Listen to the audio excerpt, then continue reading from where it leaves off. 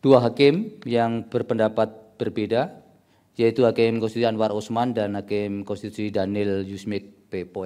Menimbang bahwa berdasarkan pertimbangan hukum di atas, menurut Mahkamah telah ternyata ambang batas minimal persentase pengusulan pasangan calon presiden dan wakil presiden sebagaimana ditentukan dalam pasal 222 Undang-Undang 7 2017 tidak hanya bertentangan dengan hak politik dan kedaulatan rakyat, namun juga melanggar moralitas, rasionalitas, dan ketidakadilan yang intolerable secara nyata-nyata bertentangan dengan Undang-Undang Dasar NRI tahun 1945.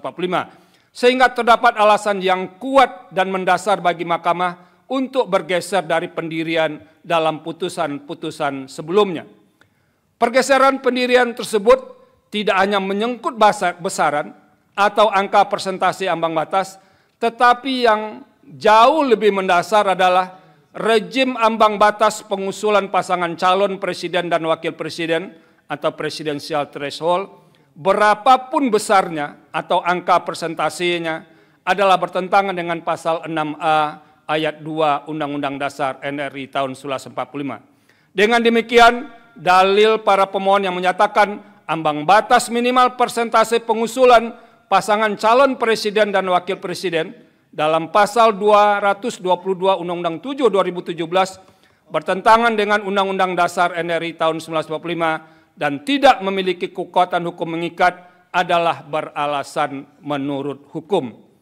Menimbang bahwa sekalipun norma ambang batas minimal persentase pengusulan pasangan calon presiden dan wakil presiden dalam pasal 222 Undang-Undang 7 2017 telah dinyatakan bertentangan dengan Undang-Undang Dasar NRI tahun 1945 dan tidak memiliki kekuatan hukum mengikat. Sebagai negara yang memilih sistem presidensil dalam praktek tumbuh dalam balutan model kepartaian majemuk atau multi-party system, tetap harus diperhitungkan potensi jumlah pasangan calon presiden dan wakil presiden sama dengan jumlah partai politik peserta pemilu. Dalam hal ini misalnya, jika partai politik peserta pemilu adalah 30, maka terbuka pula potensi terdapat 30 pasangan calon presiden dan wakil presiden yang diusulkan oleh partai politik peserta pemilu. Sekalipun dalam putusan aku, Mahkamah telah menegaskan dalam pertimbangan hukum di atas bahwa pengusulan pasangan calon presiden dan wakil presiden merupakan hak konstitusional semua partai politik yang telah dinyatakan sebagai peserta pemilu pada periode yang bersangkutan atau saat penyelenggaraan pemilu berlangsung. Dalam revisi Undang-Undang 7 2017, pembentuk undang-undang dapat mengatur agar tidak muncul pasangan calon presiden dan wakil presiden dengan jumlah yang terlalu banyak, sehingga berpotensi merusak hakikat pelaksanaan pemilihan presiden dan wakil presiden secara langsung oleh rakyat. Sekalipun secara konstitusional terdapat ketentuan pasal 6 ayat 4 Undang-Undang Dasar NRI tahun 1945 yang pada pokoknya telah mengantisipasi kemungkinan terjadinya pemilu presiden dan wakil presiden putaran kedua, jumlah pasangan calon presiden dan wakil presiden yang terlalu banyak belum menjamin berdampak positif bagi perkembangan dan keberlangsungan proses dan praktek demokrasi presidensial Indonesia. Oleh karena itu, pembentuk undang-undang dalam merevisi Undang-Undang 7 2017 dapat melakukan rekayasa konstitusional atau constitutional engineering dengan memperhatikan hal-hal sebagai berikut. 1. Semua partai politik peserta pemilu berhak mengusulkan pasangan calon presiden dan wakil presiden. 2. Pengusulan pasangan calon presiden dan wakil presiden oleh partai politik atau gabungan partai politik peserta pemilu tidak didasarkan pada persentase jumlah kursi di DPR atau perolehan suara sah secara nasional. 3. Dalam mengusulkan pasangan calon presiden dan wakil presiden, partai politik peserta pemilu dapat bergabung sepanjang gabungan partai politik peserta pemilu tersebut tidak menyebabkan dominasi partai politik atau gabungan partai politik sehingga menyebabkan terbatasnya pasangan calon presiden dan wakil presiden serta terbatasnya pilihan pemilih. 4. Partai politik peserta pemilu yang tidak mengusulkan pasangan calon presiden dan wakil presiden dikenakan sanksi larangan mengikuti pemilu periode berikutnya.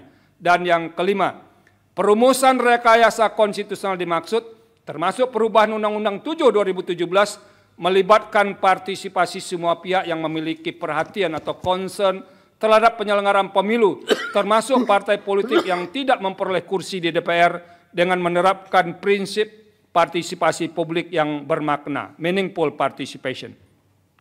Menimbang bahwa berdasarkan seluruh rangkaian pertimbangan hukum di atas, telah ternyata ketentuan pasal 22 Undang-Undang 7 2017 tidak sejalan dengan prinsip persamaan kedudukan dalam hukum dan pemerintahan, hak memperjuangkan diri secara kolektif, serta kepastian hukum yang adil sesuai dengan pasal 27 ayat 1, pasal 22C ayat 2, pasal 28D ayat 1, pasal 28I ayat 2 Undang-Undang Dasar NRI tahun 1945 sebagaimana yang didalilkan oleh para pemohon. Dengan demikian, dalil pemohon adalah beralasan menurut hukum untuk seluruhnya. Menimbang bahwa terhadap hal-hal lain tidak dipertimbangkan lebih lanjut karena dinilai tidak ada relevansinya. Konklusi, berdasarkan penilaian atas fakta dan hukum sebagaimana diuraikan di atas, Mahkamah berkesimpulan 4.1, 4.2, 4.3 dianggap telah diucapkan. Berdasarkan Undang-Undang Dasar NRI tahun 1945, Undang-Undang 24 tahun 2003 tentang Mahkamah Konstitusi dan selanjutnya dianggap telah diucapkan. Amar putusan mengadili. 1. Mengabulkan permohonan para pemohon untuk seluruhnya. 2. Menyatakan norma pasal 222 Undang-Undang Nomor 7 Tahun 2017 tentang Pemilihan Umum Lembaga Negara Republik Indonesia tahun 2017 Nomor 182 tambahan Lembaga Negara Republik Indonesia Nomor 6109 bertentangan dengan Undang-Undang Dasar Negara Republik Indonesia tahun 1945 dan tidak mempunyai kekuatan hukum mengikat. 3. Memerintahkan pemuatan putusan ini dalam Berita Negara Republik Indonesia sebagaimana mestinya. Terhadap putusan Mahkamah Agung terdapat 2 hakim yang berpendapat berbeda, yaitu Hakim Konstitusi Anwar Usman dan Hakim Konstitusi Daniel Yusmik P.